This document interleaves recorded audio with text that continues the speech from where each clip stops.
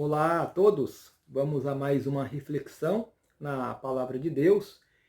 De novo ali na primeira epístola de João. Hoje nós vamos explorar ali um pouco o capítulo 4, de versos 1 a 3.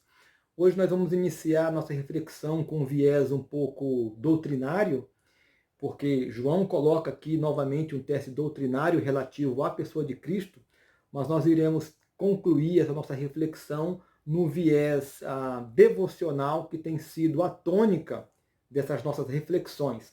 Devocionais que sejam muito mais para o coração, que possa ser útil na tua devoção diária a Deus e que nos leve um pouco mais perto do Senhor Jesus por meio da sua palavra. Mas aqui no capítulo 4, João vai dizer assim: amados, não deis crédito a qualquer espírito, antes provai os espíritos se procedem de Deus, porque muitos falsos profetas têm saído pelo mundo fora. Nisto reconheceis o Espírito de Deus. Todo espírito que confessa que Jesus Cristo veio em carne é de Deus. Verso 3, e todo espírito que não confessa a Jesus não procede de Deus. Pelo contrário, esse é o espírito do anticristo, a respeito do qual tendes ouvido que vem e presentemente já está no mundo. Aqui novamente, Paulo vai trazer uma questão doutrinária ligado à pessoa de Cristo.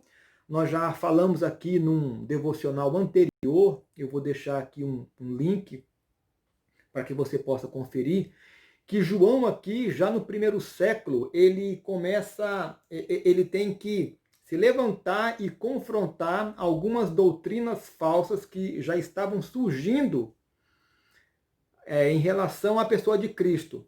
E aí nós falamos dos gnósticos, como eles criam num Jesus Cristo diferente, num Deus diferente. Nós falamos ali nisso e você pode conferir nesse link que eu vou deixar.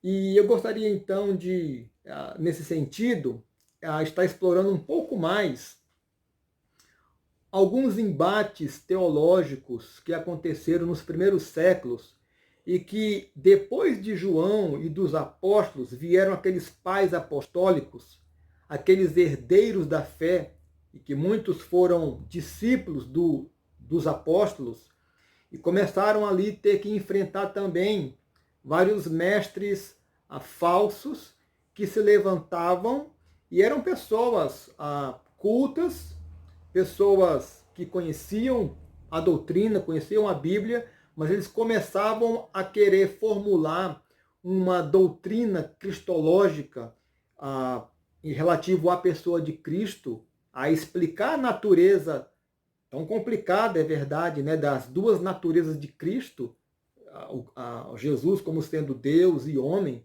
e eles foram tentar formular isso, talvez a parte da Bíblia, e isso se configurou em heresias, e foram várias heresias, e os vários pais da igreja, já naquela época, tiveram que se levantar também, muitas vezes em concílios, em famosos concílios que estão registrados na história, para defender o que depois veio a ser conhecido como uma fé ortodoxa. Então eu vou citar algumas dessas heresias por meio dos concílios que houveram. Vou citar 4. Por exemplo, o primeiro grande concílio da igreja foi o concílio de Nicéia, que aconteceu no ano de 325. E ali o grande embate foi contra o arianismo. O arianismo, na verdade, ele surgiu de um legado teológico de Orígenes, que foi um pai da igreja mais anterior ainda a esta época, e ele tinha então desenvolvido alguns conceitos relativos ao relacionamento de Jesus e o Pai, e ele ali deixou essa semente plantada, e Ário pegou então esse estudo e foi defendendo ali, dentro de um viés, e na verdade o que ele dizia é que Jesus ele não era Deus, que Jesus ele era uma criação de Deus, e que, portanto, Jesus nem sempre existiu, nem sempre foi coeterno como Deus é eterno, coeterno com Deus. E a grande fórmula, né, doutrinária, a frase que resumia o ensinamento diário, era aquela famosa frase, né? Tempo houve em que ele não existia. Tempo houve em que Jesus não existia. E que em algum momento da história, ou na história, Deus teria criado Jesus. E, portanto, Jesus não é coeterno com Deus, e, portanto, Jesus não é Deus. É como se Jesus fosse um Deus menor. E você deve saber que hoje essa heresia ela está aí presente no nosso meio por conta da Igreja Testemunho de Jeová, que crê exatamente nessa explicação relativo à pessoa de Cristo. Mas, no Concílio de Nicéia, essa heresia ela foi combatida, e é claro que foi combatida, foi vencida, mas depois ela voltou e, como eu falei, até hoje ela vigora aí no nosso tempo atual, por meio dos TJs, não é? Teve o Concílio de Constantinopla, 381, e lá foi ratificado e refinado o Credo de Nicéia. O Credo de Nicéia, que foi elaborado lá no Concílio de Nicéia, era um texto teológico que dizia, entre muitas outras coisas, que Jesus era Deus. Que Jesus, de fato, ele era divino. Então, é um credo que fala outras coisas, mas basicamente relativo à pessoa de Cristo, ele diz isso. E então no Concílio de Constantinopla foi refinado esse credo, e também neste concílio foi posicionado ali uma questão contra o apolinarismo, né? Então Apolinário foi um outro mestre da igreja daquela época, que se levantou dizendo que a alma humana de Cristo tinha sido substituída pelo Logos divino. Então era uma outra maneira diferente e diferente das Escrituras a entender que havia uma alma humana desse Cristo e que tinha sido substituída pelo Logos divino. Quer dizer, Jesus como homem tinha a sua alma, mas que em algum momento o Logos ele veio e entrou nesse Jesus humano, e aí ele passou a ser divino, né? A doutrina é mais complexa, mas eu não vou entrar aqui nesse mérito porque não é o objetivo, mas só para mostrar que havia várias maneiras de entender a dupla natureza de Cristo. Já no Concílio de Éfeso, em 431, houve uma fórmula e um conceito que foi aplicado a Maria, mãe de Jesus, e o título era Theotokos, no grego, era mãe de Deus. Foi dado então esse título a Maria, mãe de Deus, mas quando esse título foi formulado, não foi no sentido de exaltar a Maria. Na verdade, foi para defender a divindade de Cristo. Então, dizer que Maria era mãe de Deus era afirmar que Jesus era Deus. É claro que você sabe que depois a Igreja Católica pegou esse título e promoveu Maria à divindade. Mas originalmente, este título foi dado a Maria para defender a divindade de Jesus. Também houve naquele concílio o combate ao nestorianismo. E Nestório também foi um outro mestre daquela época que defendia uma dupla personalidade de Cristo. Então, o Nestório ele dizia que em Jesus Cristo o Logos e uma pessoa humana estavam ali unidas em harmonia de ação. Então era uma outra maneira de entender a dupla natureza de Cristo.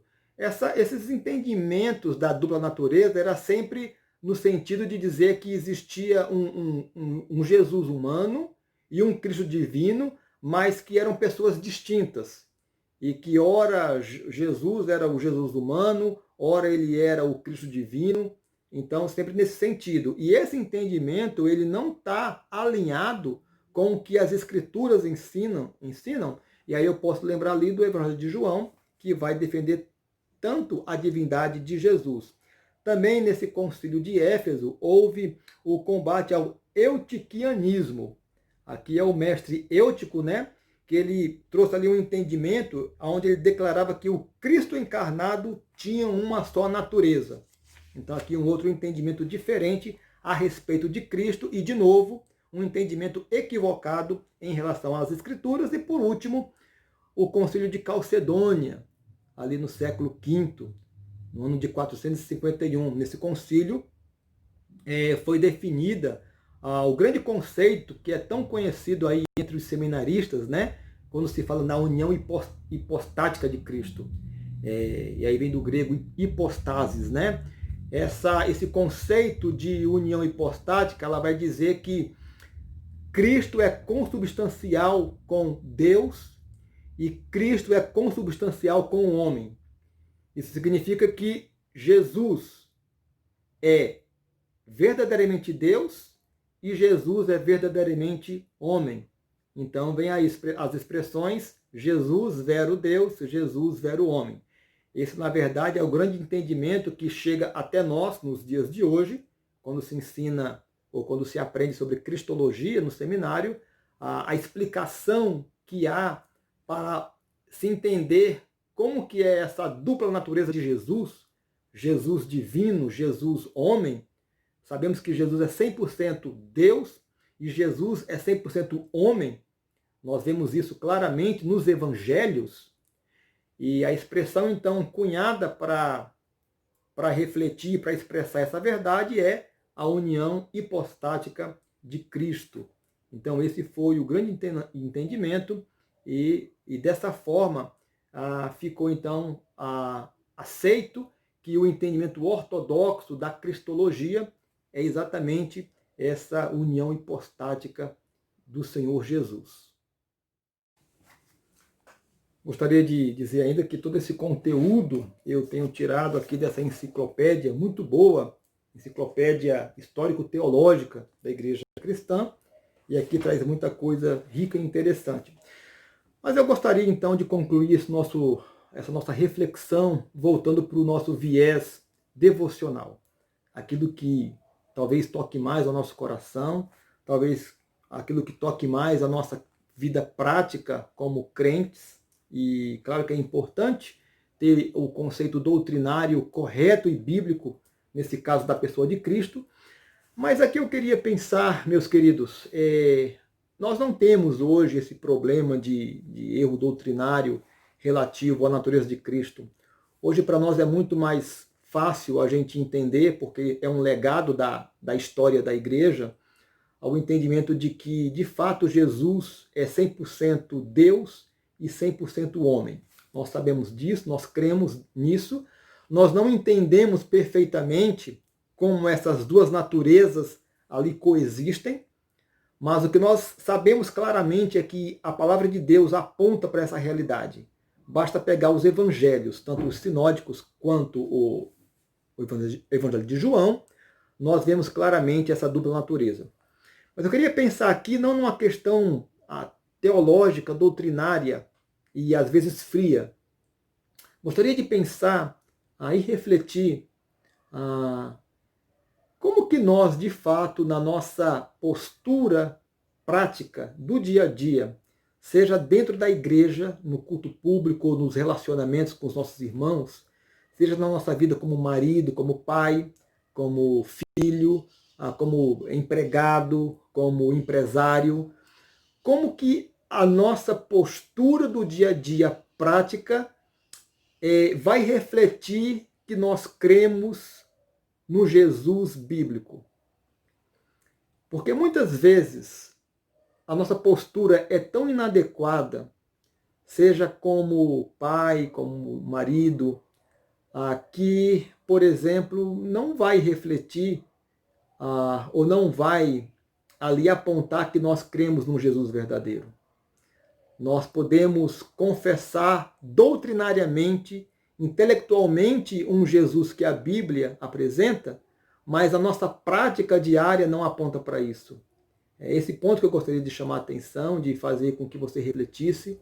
Muitas vezes a nossa irreverência na igreja, durante um culto público, não está alinhado com, por exemplo, aquele Cristo que João apresenta em Apocalipse, em que Jesus é alguém santificado, glorificado, aquela imagem que o próprio João cai ali diante daquela figura do Cristo ressurreto e glorioso, e Jesus fala que ele anda por meio da sua igreja, no meio da sua igreja, ele anda no meio dos candelabros e ele conhece as obras da sua igreja, e muitas vezes nós não refletimos uma reverência e um temor, sabendo que Cristo está no meio da igreja e conhece a nossa igreja, mas conhece também a nossa vida pessoal, a nossa vida do dia a dia, e talvez a maneira como eu falo com as outras pessoas, as palavras que eu uso, a maneira de tratar a esposa, ou a mulher tratar o marido, os pais tratarem os filhos tratarem os pais, talvez isso nós devemos ter cuidado, que talvez isso não reflita o verdadeiro Cristo em que nós cremos teologicamente. Então é importante que a gente pense como que a minha atitude na prática tem mostrado para os outros que eu creio num Jesus bondoso, amoroso e justo e santo, através das minhas atitudes, decisões, escolhas, dos princípios que eu tenho. Então eu gostaria que esse fosse um desafio para cada um de vocês, porque é um desafio para mim.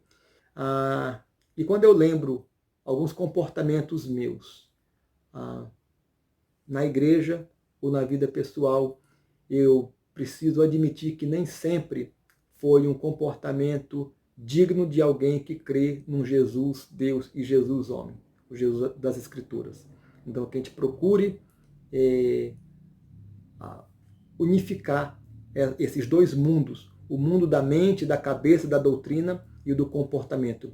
Que esse seja um desafio para a tua vida, é para mim, e que Deus possa te abençoar ricamente na tua caminhada cristã.